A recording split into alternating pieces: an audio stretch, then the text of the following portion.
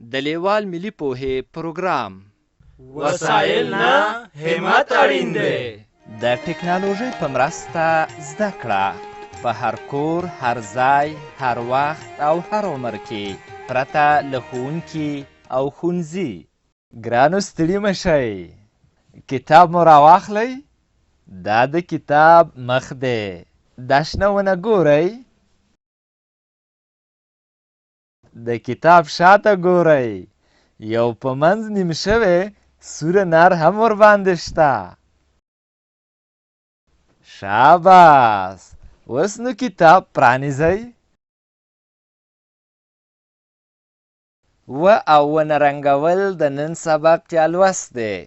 له ښوونکي شادګل سره ونه رنګول زده کوو. ښه، دا څه شی دی؟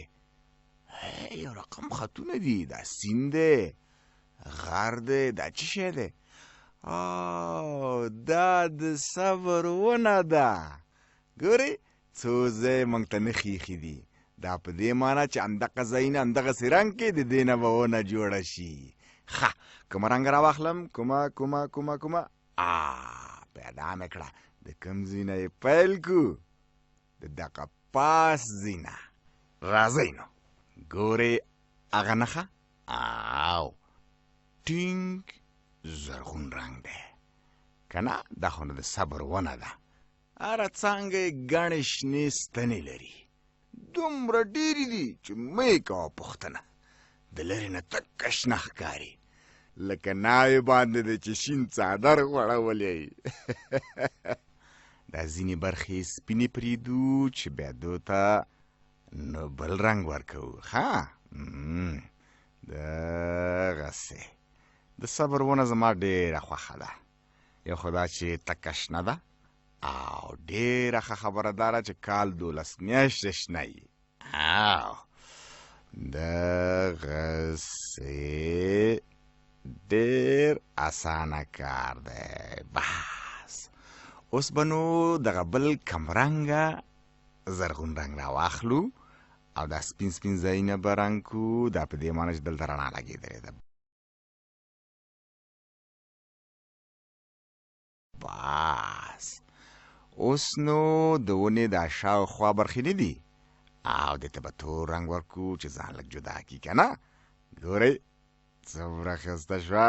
دغسې دا وروستۍ برخه ډېر ښه دغسې پاتې شوه د ونې تنه.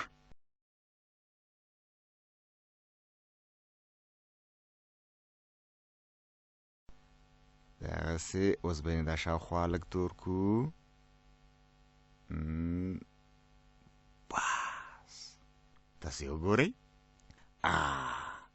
چې د همدغې دنګې ونې د سوري لاندې ناست بیا ونه رنګول دې زده کړل.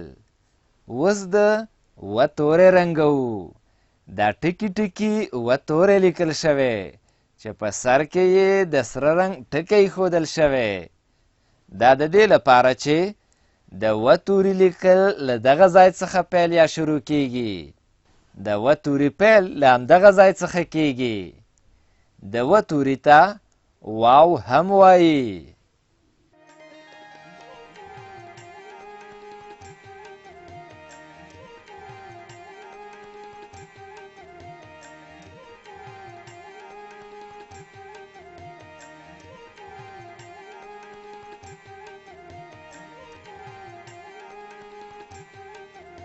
له دې ویډیو سره رنګین کتاب په زده کړه کې ډېره مرسته کوي.